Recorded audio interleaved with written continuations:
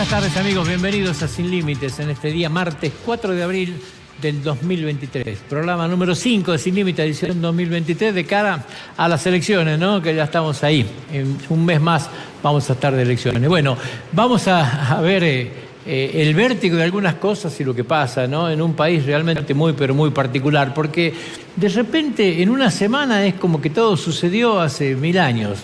Uno decía en un comentario de la semana de ahora, vamos a hablar, por ejemplo, de la visita de Alberto Fernández a Estados Unidos y la llegada de Sergio Massa al Fondo Monetario Internacional, lo que fue un verdadero papelón del paseo, ¿no?, del presidente de la República por Estados Unidos. Y sin embargo, hoy parece ser todo lejano, ¿no? Todo esto parece ser viejo, quedó allá en el tiempo por el vértigo en que pasan las cosas, ¿no?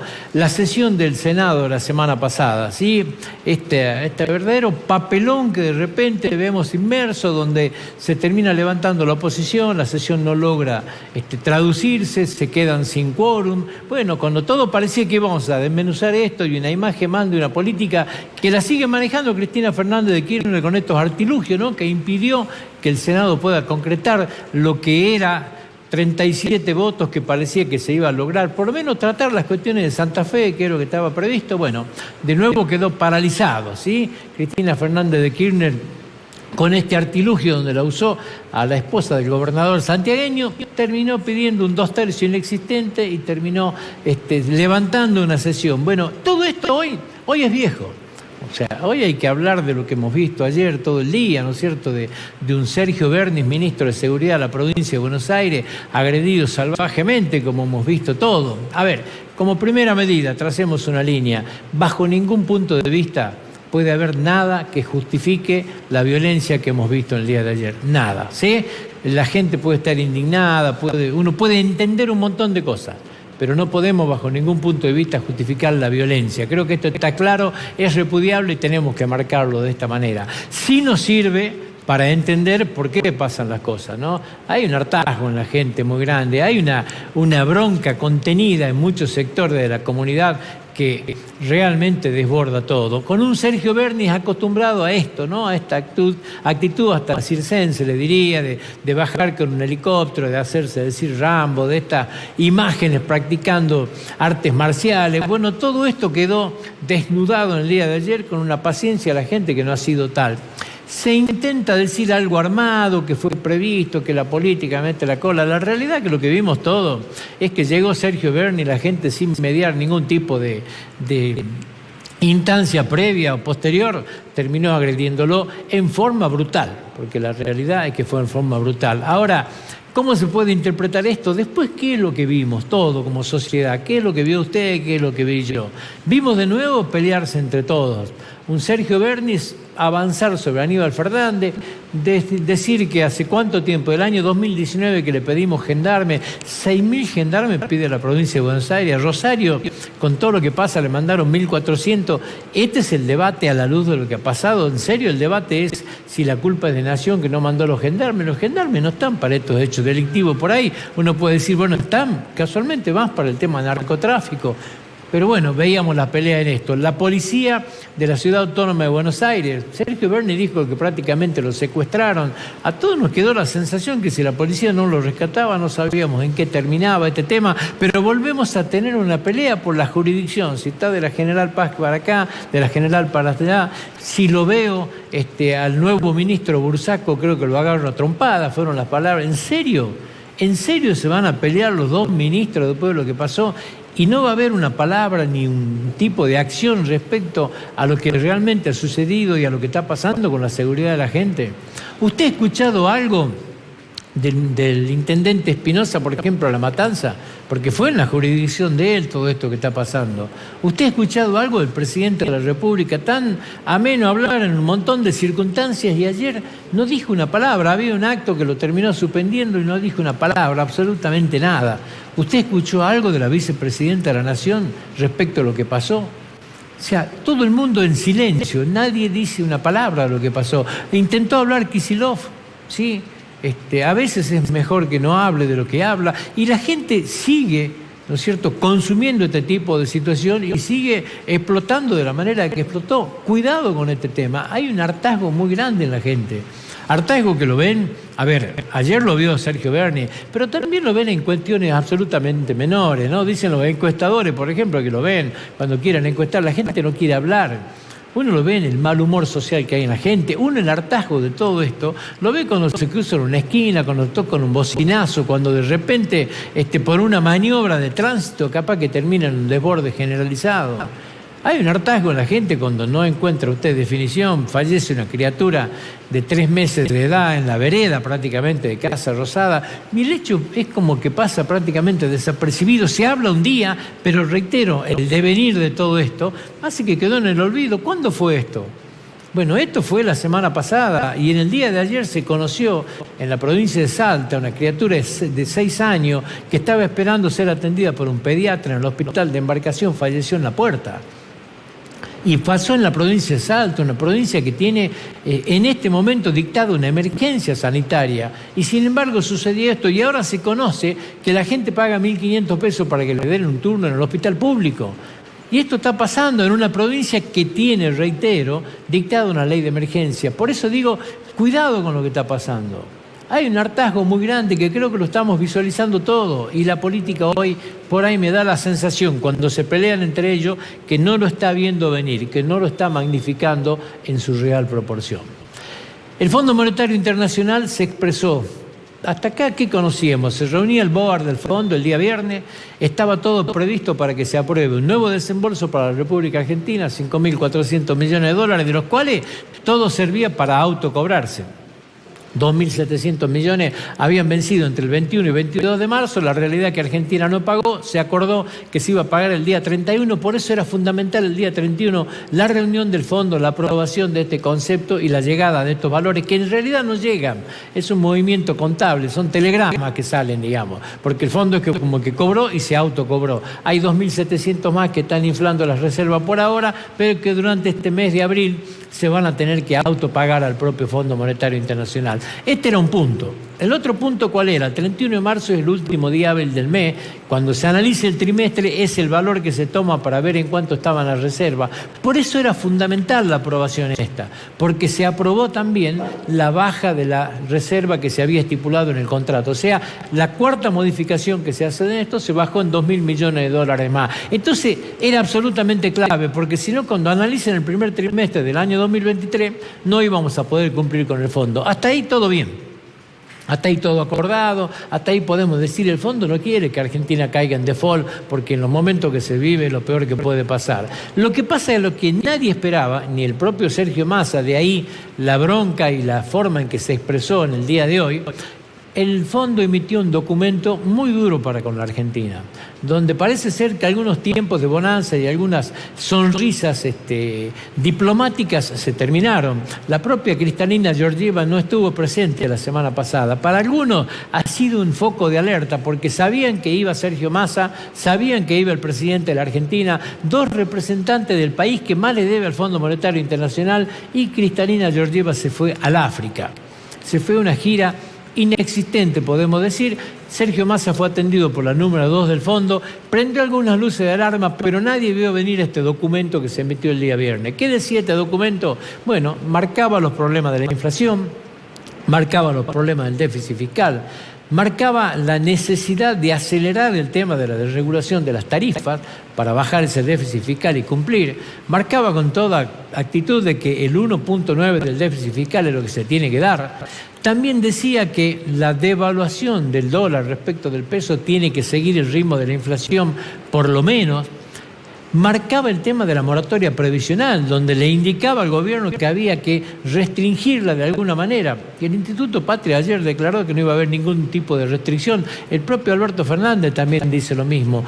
Pero cuidado, que nos han marcado una serie de restricciones que por ahí dan a entender que no nos están aceptando tanto ya estas actitudes ambivalentes que tiene la Argentina. Alberto Fernández va, se sienta con John Biden, hace este papelón que todos hemos visto que ha hecho.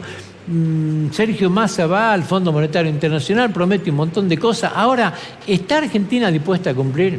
Dicen que el propio Sergio Massa con Alberto Fernández allá en la Casa Blanca se reunieron y dijeron, bueno, ¿cómo le decimos a Cristina esta? Porque habían aceptado un montón de situaciones con el Fondo Monetario Internacional y todos sabemos que Máximo Kirchner, la Cámpora y el Instituto Patria están en contra del fondo.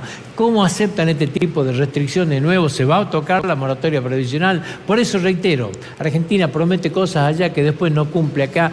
Los ánimos parece que en el fondo no son los mismos de épocas anteriores. Hay ciertas restricciones que nos están marcando como absolutamente necesarias. YPF ha sido motivo de conversación en toda la semana. ¿Por qué? Por el fallo de la jueza Presca del juzgado de Manhattan en Nueva York, donde de repente castigó a la República Argentina con un fallo que dicen algunos que puede ir desde $3.000 millones a $17.000 millones. ¿Por qué es este tema?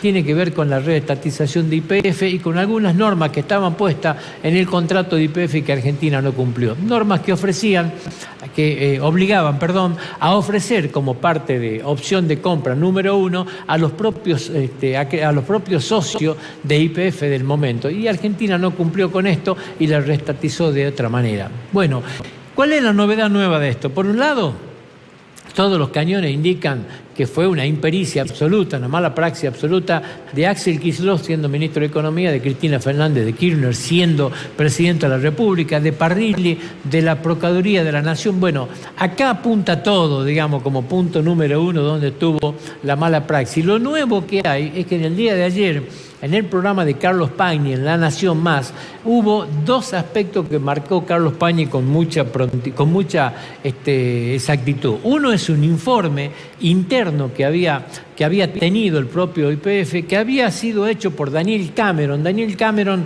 es un exsecretario de Energía de la Nación que en esa época cubría, ¿no es cierto?, un cargo en el directorio de YPF y había presentado un informe advirtiendo de este tipo de situación. Daniel Cameron trabajaba mano a mano, codo a codo con Julio De Vido, con el titular de infraestructura en este tema. Es el primer indicio que habla de lo que sí conocía Axel Kicillof y ministro de Economía, y sí conocía la presidenta de la República de este tema. Pero también, como un hecho mucho más grave también, habló de un mail que llegó en el año 2014, específicamente el 10 de junio del 2014, del abogado Edward Scarvalone, donde marcaba con toda exactitud este tipo de situación. Daba los fundamentos, daba los argumentos, entregaba la documentación correspondiente que consta en esto, y Carlos Pañi demostró entender esto y tener absolutamente clara esta situación. ¿Caerá este tema en la justicia? ¿Cómo será el desarrollo después? ¿O solamente quedará como un hecho político donde una vez más la República Argentina será castigada por un fondo buitre y tendrá que pagar no sé cuánto, 3.000, 4.000, 5.000, 6.000, no sé cuántos miles de millones de dólares? La realidad que acá hubo una impericia política muy grande y hay una responsabilidad muy, muy grande del Procurador General de la Nación, de la Presidenta de la República y sobre todo del ministro de esa época, Axel Kicillof, que llevó adelante, a pesar de haber sido advertido, llevó adelante esto sin importarle absolutamente nada.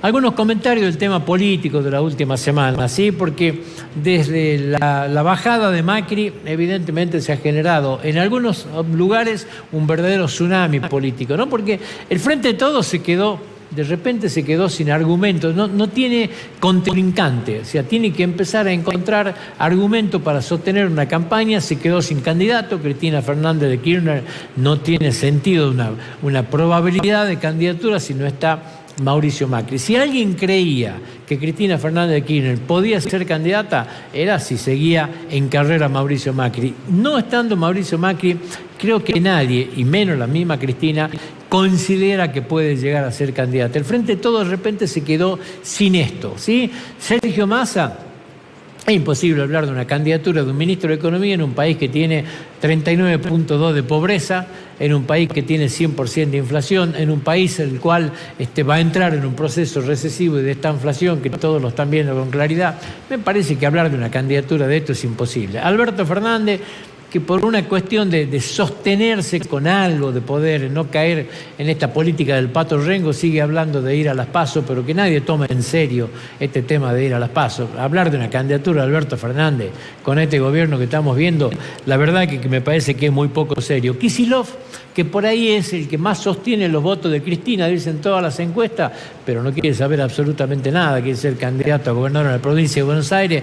Hasta hablan mucho de algunas peleas con Máximo Kirchner en producto de esto, no quiere saber absolutamente nada. Ayer salió a instalarse algo que de nuevo parece ser una jugada bastante rara de Cristina Fernández de Kirchner, y es la instalación de Gutiérrez. ¿Quién es Gutiérrez? El presidente de YPF, el actual presidente de YPF. Alguna vez fue senador de la Nación, se llama Pablo Gerardo Gutiérrez, tiene 57 años de edad y de repente apareció con la probabilidad de ser un candidato. Vuelve Cristina Fernández de Kirchner a presentar opciones de este tipo. Antes fue Alberto Fernández, ahora es este candidato. Pertenece más al Círculo Rojo, no es conocido políticamente, no es conocido, pero da la sensación que Cristina entiende, ¿sí?, para hablar de esta candidatura, de que las posibilidades de llevar adelante un triunfo, la elección está perdida. Bueno, ¿cómo hacemos para el menor daño posible? Buscamos quedar bien con el Círculo Rojo. ¿Puede ser Gutiérrez? Bueno, quedó la pregunta andando en el aire, se cayó candidatura de Scioli, me parece que Guado de Pedro, todos entienden que no suma absolutamente nada. El Frente de Todos hoy empieza tal vez a encontrar en un empresario, ¿sí?, titular de YPF, la posibilidad de una candidatura. En Juntos por el Cambio, la bajada de Macri también tuvo, ¿no es cierto?, este tipo de situación. Pero hay algo que dijo Patricia Bullrich en esta semana que tal vez empiece a marcar con claridad lo que puede llegar a ser la elección en Juntos del Cambio. Porque habló de fórmula cruzada, habló de la posibilidad de un dirigente del interior, que muchas veces, muchos hablan de que puede ser el gobernador Valdés de la provincia de Corrientes. Se habla hace mucho tiempo de la posibilidad de la fórmula Larreta-Morales, Morales-Larreta, o sea, de ir a las PASO con fórmulas cruzadas y que después se encolumnen en función de cómo salgan las PASO. Bueno, la realidad es que Juntos por el Cambio, en este marco, por lo menos en el orden nacional, están las aguas un poquitito quietas, pero sí hay mucha ebullición en el tema de candidatura. En la Ciudad Autónoma de Buenos Aires, lo que pasó con Jorge Macri, la impugnación de Lerita Carrió, las pretensiones de Mauricio Macri de imponer a su primo en esto, uno no entiende del todo, ¿no? Porque es de repente intendente en una localidad de la provincia de Buenos Aires y pasa a ser candidato a gobernador, bueno, a jefe de gobierno porteño. No se termina de entender, ¿no? Hay algunas expresiones del propio Jorge Macri que dan por la borda esto que está diciendo acá. Vamos a ver qué es lo que pasa. Y después está Milei.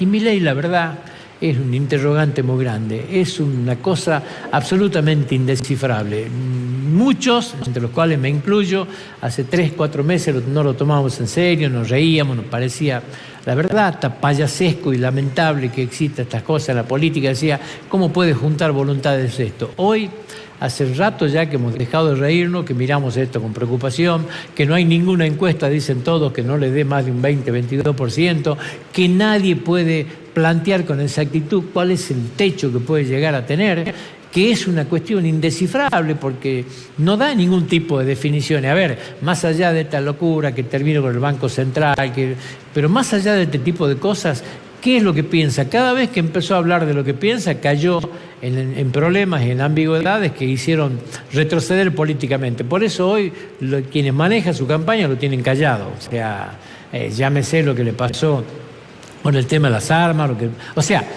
lo que usted quiera, ¿no es cierto? La cantidad de aberraciones que habló Milei cuando habló hacen a las claras que no se lo pueda creer, que se lo tome en serio. La realidad es que de repente, sin nada, sin estructura, te junta gente en todos lados y uno cada vez que habla ve que hay una juventud que está apuntando a un Javier Milei y que ha sabido captar el que se vayan todos, que ha sabido captar la bronca de la gente. Por eso uno dice, ¿y cuál es el techo? Y hoy ya se lo mira con preocupación. Ya hemos dejado hace mucho tiempo de reírnos de esto y lo empezamos a ver como un fenómeno que uno dice cuál será la verdadera trascendencia que va a tener y en qué medida va a saber captar esta bronca. Ya hay encuestas que hablan hasta los votos que dejó Jorge Macri, Mauricio Macri, cuánto van a parar a Milei y cuánto puede receptar, ¿no es cierto?, Larreta o Bullrich, pues ya lo ponen dentro del esquema del análisis a hacer y de las encuestas a hacer. Toda una incógnita el libertario Milei. La pobreza ha sido motivo, ¿no es cierto?, de conversación toda la semana que pasó. La pobreza en números, como la mide la Argentina, porque lo mide en función de los ingresos, dice 39.2 de pobre, dice más del 50%, 54 para ser más preciso, de pobre de 0 a 14 años. Dice que tenemos 1 millón de pobres más de un semestre al otro. Bueno, números, de esto podemos dar números, ¿sí? Pero hay un aspecto de la pobreza que no se está midiendo, que es una cuestión real, que incide en el mal humor social. Yo le llamo la pobreza estructural. Yo le llamo la pobreza de aquellos que no tienen acceso al agua potable, la pobreza de los que no tienen acceso a las cloacas y donde cada vez parece más difícil de acceder. La pobreza de los que han perdido el acceso al nivel educativo. ¿Por qué digo el perdido el acceso al nivel educativo? Porque antes tal vez podían mandar un hijo o dos hijos a la escuela privada y hoy de repente están en la escuela pública, y los que están en la escuela pública, todos los índices que vemos en aquellos organismos que se dedican a medir esto, nos están hablando de 60% no termina en tiempo y en forma el secundario, el tanto por ciento no termina el primario. O sea, tenemos un índice de repitencia demasiado grande, a pesar de la cantidad de liviandades que damos y de un sistema educativo que es absolutamente laxo. Lo estamos viendo todos los días, ¿no es cierto? El tema, la pobreza que se da en la gente que no tiene acceso en los barrios, en el cordón cuneta. Ya no hablamos de vivienda. Acceder a la vivienda en la Argentina se ha hecho una cosa tremendamente complicada, porque no hay vivienda social o se está edificando muy poco o nada, porque de repente el acceso al crédito hipotecario en un país con el 100% de inflación no existe, no hay forma de tener crédito hipotecario, porque de repente la caída del nivel de ingreso hace que la gente, para poder acceder a una vivienda, tenga que trabajar 40 años, totalmente inaccesible. Hablemos también de la salud. Cuánta gente que estaba acostumbrada a mantener o a tratar de tener una prepaga, hoy se atiende en los hospitales públicos. Esta es la pobreza estructural, esta es la característica descendiente que está teniendo el valor de la economía. O sea, en vez de tener algo ascendente, donde crezca, donde incorpore gente a la clase media, en la Argentina la clase media va cayendo, y la sensación que tenemos es que cada vez la gente es más desconforme, porque antes tenía un nivel de vida y hoy va perdiendo este nivel de vida. Pero ¿qué pasa? En el 39.2, y con esto trato de redondar el tema de la pobreza, hay un porcentaje muy grande de esto, tal vez superior al 2/3, que viene siendo pobre hace 20 años. O sea, no conoce de movilidad ascendente, no tiene perspectiva de salir, viene conviviendo con la pobreza hace muchos años, existiendo a través de los planes, una generación completa que vive de los planes. Este es el verdadero problema de la pobreza estructural, y es mucho más difícil que un número. Reitero, Argentina mide esto con un número, con la cantidad de ingresos. Hay otra pobreza en la Argentina que merece algo distinto, y que el gobierno que venga va a tener que ponerla sobre la mesa y va a tener que tener políticas públicas activas para poder encarar esto. Dos últimos temas. Uno tiene que ver con la ley de alquileres. ¿Por qué la traigo a colación? ¿Hay algo nuevo? No. Está claro que la ley de alquiler ha sido nociva, no ha generado los frutos que se esperaba que genere. Sí, han salido muchas, pero muchas viviendas de oferta, han aparecido en el rubro este tema de los temporarios. De repente esto de actualizar una vez al año no sirve. Yo daba un ejemplo, que es un ejemplo claro. ¿Cuánto es el interés del plazo fijo hoy? 78%, eso es el 6.4 por mes. Si usted pone un plazo fijo a 365 días, le da 78. Si usted pone a 30 días, lo va renovando y capitaliza los intereses, le da 118 al final. ¿Se explica? Bueno, esto es lo mismo que pasa con los alquileres. Si usted actualiza el alquiler al año, ¿sí?, le va a dar el valor del año. 94% fue la inflación en el último año, por decir un valor. Ya llegó al 102 con el último mes. 102%. Pero si usted esto lo hace trimestral, por ejemplo, le va a dar mucho más. Bueno, esto está pasando. ¿Y sabe qué es lo peor? Que el inquilino, cuando le actualizan un 102, tampoco lo puede pagar. O sea, entonces, el que alquila saca la propiedad de alquiler porque no quiere estar un año anclado con el mismo valor. Pero el inquilino, cuando le actualizan, dice no puedo pagar. Esto está pasando porque, más allá de la ley de alquileres, que es necesario modificarla, hay una realidad económica que es la que está afectando este tipo de situación y que es muy, pero muy grave. El otro tema, el último, el tema del transporte. Para este fin de semana largo, la FATAP está advirtiendo que puede haber un paro generalizado del transporte. Lamentablemente no hay ningún tipo de solución. La FATAP dice que el gobierno nacional le debe 16 millones de pesos. 16.000 millones de pesos, perdón. Estamos hablando de que tiene 2 meses de atraso en lo que es el envío de los subsidios nacionales, ¿sí? Para colmo, en el interior todos sabemos lo que pasa, la discriminación que hay y la falta de federalismo que hay en este tema. Si hoy hay servicios en Jujuy y en muchas provincias, es porque los gobiernos provinciales, a través de adelantar subsidios, están sosteniendo el servicio. Pero la realidad que es lo que están indicando los empresarios, es que el problema del transporte no es solamente pagarle el sueldo a la gente. Hoy no hay unidades que se estén renovando, no se están reparando, vuelven a tener problemas con los neumáticos, tienen costos que están dolarizados. O sea, hoy la realidad es que el parque automotor se está cayendo y hay un sistema en el transporte que está fuertemente afectado. Lo están destruyendo al transporte del interior.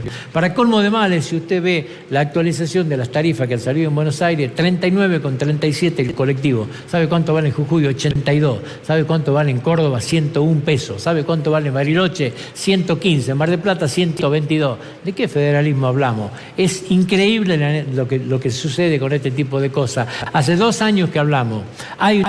Tendría que haber una mayoría legislativa si hay todas las provincias están afectadas con este tema. Sin embargo, a pesar de todo lo que dice, al gobierno no se le mueve una pestaña. La ciudad autónoma de Buenos Aires, con 35 distritos de la provincia de Buenos Aires, son los beneficiados con esto. 19,75 vale el tren.